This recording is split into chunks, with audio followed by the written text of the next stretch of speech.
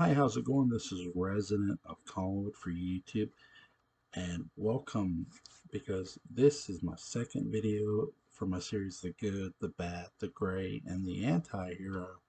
And I told you I was going to do another bad villain, if you will, bad to the bone character.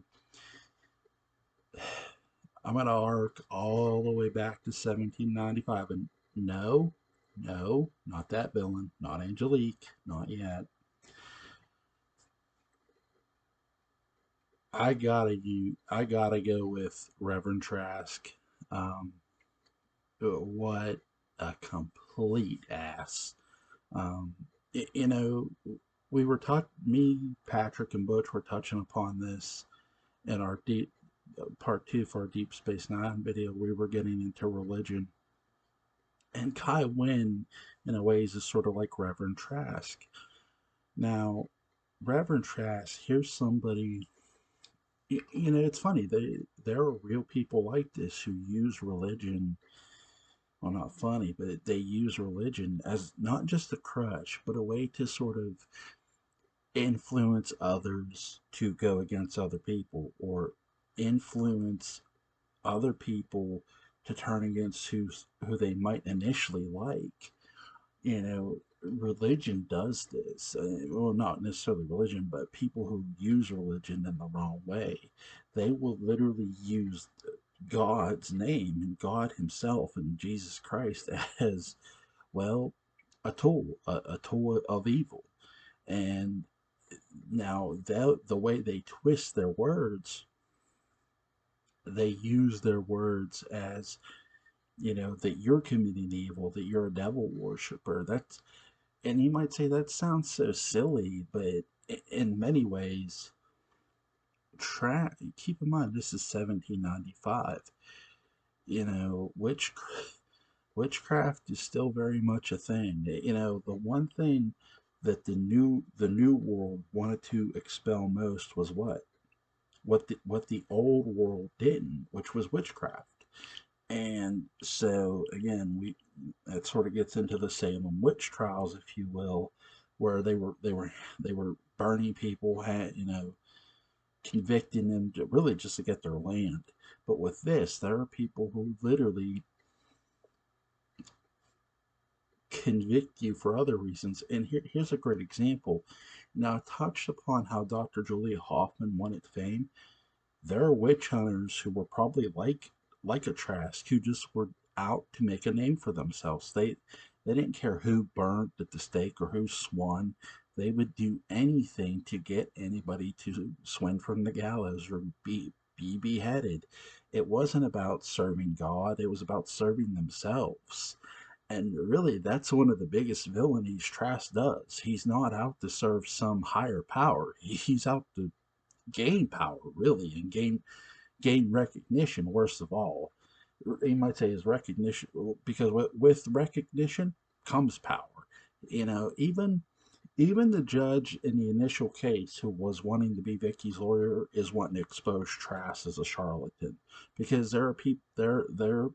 He doesn't believe Trask, so but he can't because of the information Victoria gives him.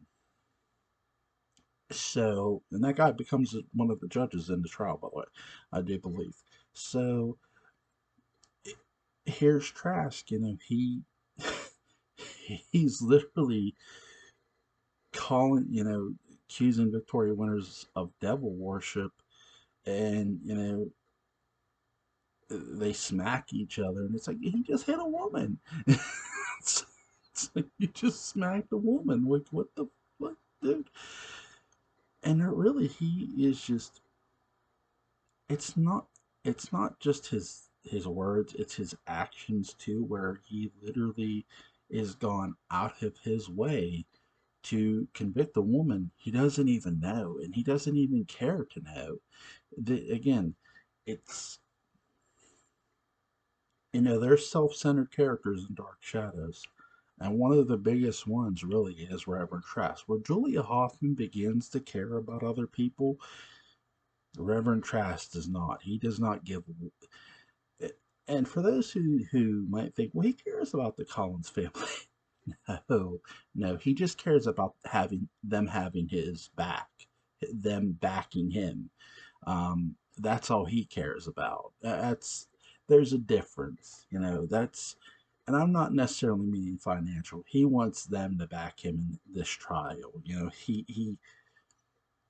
He only cares if it suits his needs. Basically, look at Abigail. He takes Abigail's death and turns it onto Victoria. And I love what uh, Peter Bradford points out. Well, wait a minute. Why, if I do believe Peter points this out. Well, if she was really a witch, why wouldn't she kill her before her trial? That makes no sense. Why wouldn't she use those powers before that? She didn't. She waited till after. Like, no, that doesn't make sense. So, good counter argument. But I do think, Trask doing that just lets you know what kind of, ass he is. That he's not afraid to literally take any little thing and use it. And again, religion at this time, again, religion is still a big thing today, but religion is not something that should be used against somebody just to be used against them. Religion is something that you shouldn't just use against somebody. Oh, there are people who will literally call somebody a devil worshiper. It's like, really? That's your accusation? Again, we can laugh at it today, but are there devil worshippers out there? I'm sure there are.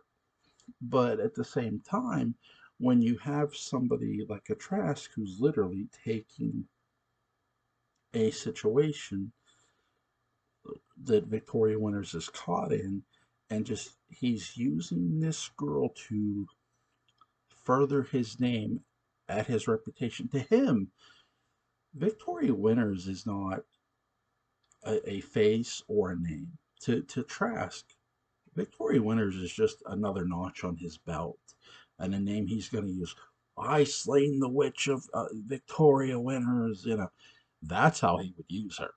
If he doesn't get bricked up, and if he witnesses, if the hand goes exactly the way it would have went, and Victoria doesn't go back, he's just going to use her name.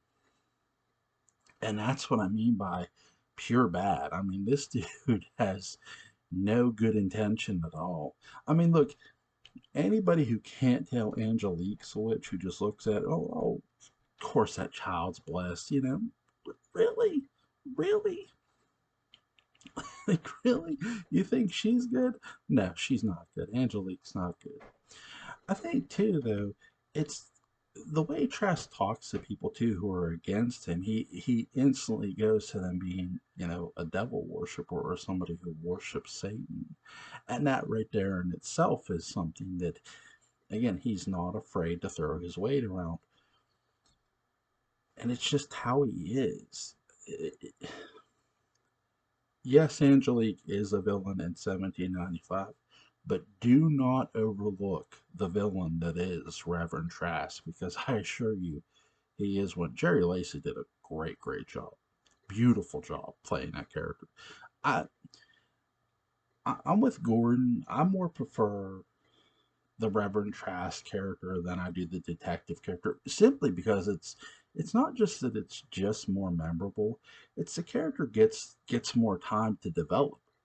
And Trask himself is more of a character that gets time to develop, where I don't feel they developed that detective character enough. I think Gordon made the same point in our 1795 video. Shout out to him. I'm going to try to get him back on here soon, soon, soon, soon. If he's watching, I'm going to reach out to him. Um, so I hope you guys enjoyed this, the good, the bad, the gray, and the anti-hero video of Reverend Trask from 1795.